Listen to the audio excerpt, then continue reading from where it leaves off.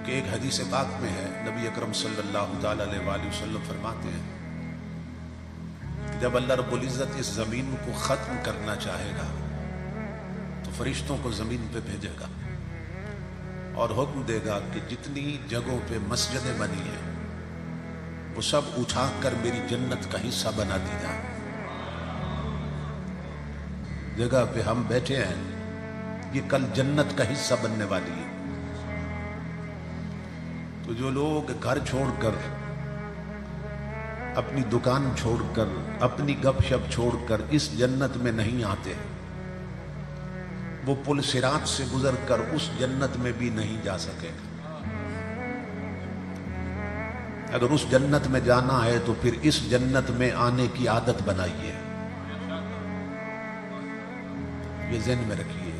یہ پیغام گھروں تک پہنچائیے، دوستوں تک پہنچائیے۔ گھروں کے مصلح گھر کے خواتین کے لیے جنت،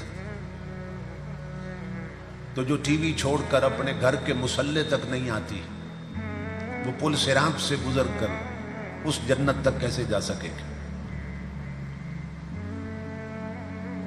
نبی اکرم صلی اللہ علیہ وآلہ وسلم کا میلاد پاک، اس کی دو جہتیں ہیں، دو آسپیکٹس ہیں اور دو پہلو ہیں۔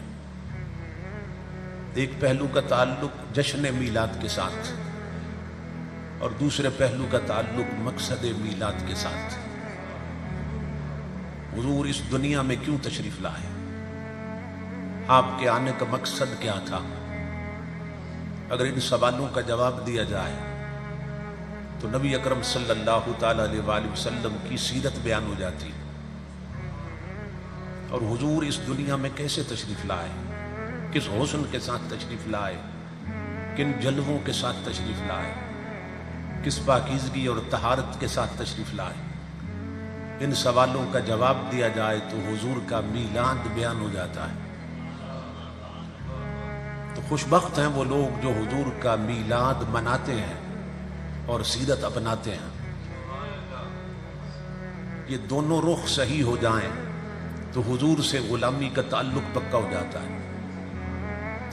کیونکہ ایک حدیث پاک میں نبی اکرم صلی اللہ تعالی علیہ وآلہ وسلم نے فرمایا، لا یؤمن احدکم حتی اکون احب الیہ من والدہ وولدہ والناس اجمعین، کہ تم اس وقت تک مومن نہیں ہو سکتے کہ جب تک اپنے ماں باپ، اولاد اور سب سے بڑھ کر مجھ سے محبت نہ کرو۔ اور دوسری حدیث بھی اسی تنبیہ سے شروع ہو رہی ہے، مگر اگلے لفظ اور ہیں۔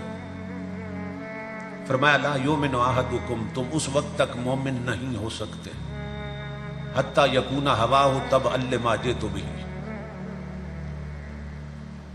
جب تک تمہاری طبیعت میری شریعت کے تابع نہ ہو جائے۔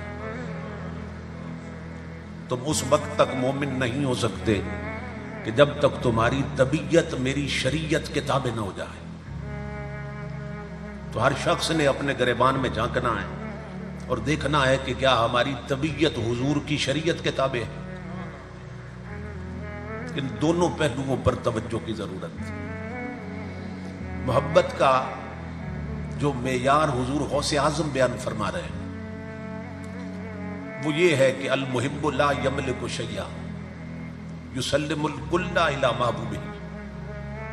حضور فرماتے ہیں ہر شخص کہتا ہے، حضور غوث اعظم فرماتے ہیں کہ ہر شخص کہتا ہے مجھے حضور سے محبت، لیکن آپ فرماتے ہیں حضور کا سچا محب کون ہے؟ فرمایا وہ ہے جو خود کسی شے کا مالک ہی نہیں رہتا، اس کی ہر شے کا مالک اس کا رسول ہوتا ہے۔ یعنی گھر اس کا ہوتا ہے مگر وہاں طریقے رسول کے چلتے ہیں، بہو بیٹیاں اس کی ہوتی ہیں مگر پردہ رسول کا چلتا ہے، بچے اس کے ہوتے ہیں مگر تعلیم رسول کی چلتی ہے، شادی اس کی ہوتی ہے مگر سنت رسول کی چلتی ہے، حتیٰ کہ ملک اس کا ہوتا ہے مگر نظام رسول کا چلتا ہے۔ تو محبت کا یہ معیار جو غوث اعظم نے دیا، اب اس کو سامنے رکھیے اور اپنے کردار کو سامنے رکھیے کہ محبت کا دعویٰ ہے لیکن عملاً وہ محبت ثابت نہیں ہو رہی، تو دونوں پہلوؤں پر توجہ کی ضرورت ہے۔ جہاں تک نبی اکرم صلی اللہ تعالیٰ علیہ وآلہ وسلم کے ذکر کی مجلس کا تعلق ہے، ارباب بصیرت کا یہ کہنا ہے، اولیاء اللہ فرماتے ہیں کہ یہ بات اللہ کی غیرت کے منافی ہے کہ اس کے محبوب کے ذکر کے لیے لوگ جمع ہوں اور پھر بخشے نہ جائیں۔ یہ ہو نہیں سکتا، یہ بات اللہ کی غیرت کے منافی ہے کہ اس کے محبوب کے ذکر کے لیے لوگ جمع ہوں اور پھر بخشے نہ جائیں۔ بخشش ہو جاتی ہے، بخشش میں دیر نہیں لگتی، لیکن دیکھنا یہ ہوتا ہے کہ یہاں سے اٹھ کے جانے کے بعد کتنے لوگ ہیں جو اس بخشش کو پھر بچا کے رکھتے ہیں۔ اصل کام تو یہاں سے اٹھ کے جانے کے بعد شروع ہوتا ہے۔ کتنے لوگ ہیں جو اس بخشش کو پھر بچا کے رکھتے ہیں؟ اگر گھر گئے اور فجر نہ پڑی پھر بخشش بچا کے تو نہ رکھی، کل زور کی نماز چھوڑ دی پھر بخشش بچا کے تو نہ رکھی، عصر چھوڑ دی پھر بخشش بچا کے تو نہ رکھی۔ تو کوئی بھی منصب پانا اتنا مشکل نہیں ہوتا جتنا اسے بچانا مشکل ہوتا ہے۔ اس لیے نیکیاں ہم کرتے تو ہیں لیکن انہیں بچانے کی فکر ہونی چاہیے کہ کر کے کہیں ضائع نہ کر بیٹھے۔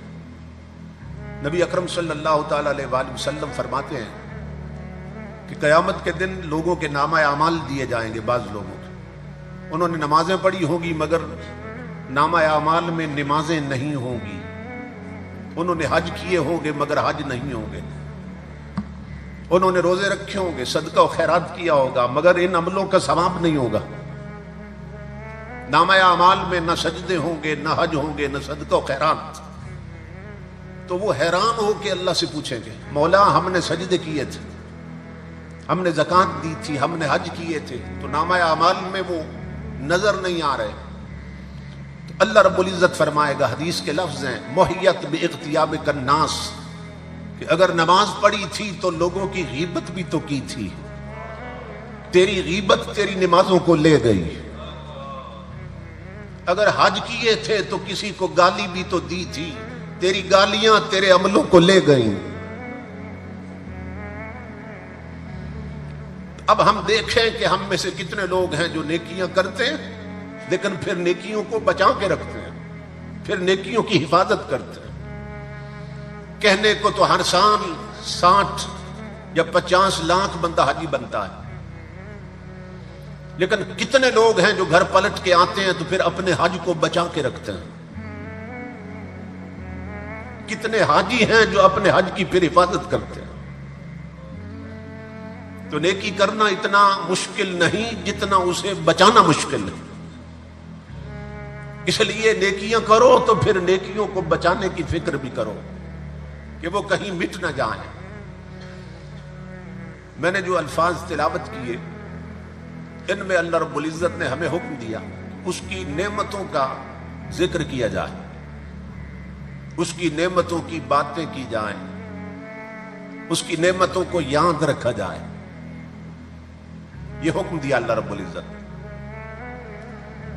کیوں؟ اس لیے کہ جب نعمت یاد رہتی ہے نا تو پھر دینے والا بھی یاد رہتا ہے۔ یہ نہیں ہو سکتا کہ نعمت یاد ہو اور جس نے دی وہ بھول جائے۔ تو ذکر نعمت کے ذریعے اللہ رب العزت اپنے ذکر پر لگا رہا ہے کہ پھر مجھے یاد کرو گے اگر نعمتیں یاد رہیں، اور مجھے یاد کرو گے تو پھر میرا شکر بھی یاد رہے گا۔ کہ دینے والا یاد رہے تو پھر اس کا شکر بھی یاد رہتا ہے۔ اللہ رب العزت نے فرمایا کہ میری نعمتوں کا ذکر کرو، حکم یہ دیا کہ نعمتوں کا ذکر کرو، اور خبر کیا دی کہ نعمتیں گنتی سے باہر ہیں۔ وَإِن تَعُدُّوا نِعْمَتَ اللَّهِ لَا تُحْصُوهَا، کہ اگر اللہ کی نعمتوں کو گننا چاہو، کاؤنٹ کرنا چاہو تو گن نہیں سکتے۔ اب عجیب مسئلہ پیدا ہو گیا، مشکل بن گئی کہ جو گنتی سے باہر ہیں وہ حکم دیتا ہے ان کا ذکر کرو۔ حکم دیا نعمتوں کا ذکر کرو اور خبر دی کہ نعمتیں گنتی سے باہر ہیں۔ اب اس پر عمل کیسے ہو سکتا ہے؟ اس لیے کہ اگر ذکر میں آ جائیں تو پھر گنتی میں بھی آ جائیں گے. تو جن چیزوں کو آپ گن نہیں سکتے ان کا ذکر کیسے کر سکتے ہیں؟ جو انکاؤنٹیبل ہے، گنتی میں نہیں آتی، پھر ذکر کیسے کر سکتے ہیں؟ علماء نہ پھر ایگزٹ تلاش کرتے ہیں، مخرج تلاش کر کے دیتے ہیں، راستہ تلاش کرتے ہیں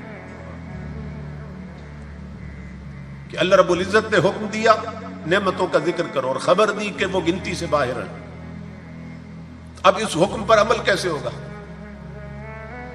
تو علماء نے کہا کہ ہم ان نعمتوں میں سے کوئی ایسی نعمت تلاش کرتے ہیں کہ وہ اتنی بڑی ہو، اتنی عظیم ہو کہ کریں اس ایک نعمت کا ذکر جو آل ان ون بن جائے.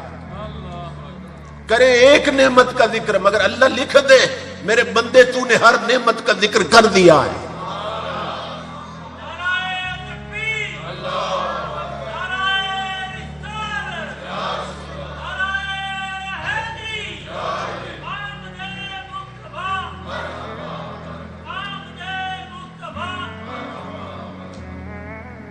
جب ان نعمتوں کو تلاش کیا کہ وہ بڑی نعمتیں کون سی ہیں تو 3 نعمتیں بہت بڑی نظر آئیں. ہمارا اپنا وجود بہت بڑی نعمت، ہمارا